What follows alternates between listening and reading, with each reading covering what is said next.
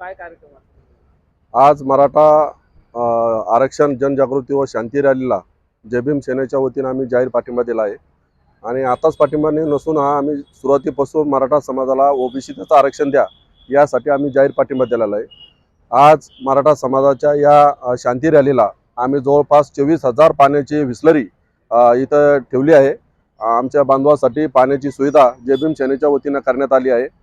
अनेक समाज बांधवाच्या वतीने अनेक विविध कार्यक्रम आज या शांतता रॅलीच्या वतीनं ठेवण्यात आले आहे। म्हणून आज हा एक छोटासा कार्यक्रम आम्ही आमच्या मराठा समाजाच्या बांधवासाठी ठेवला आहे।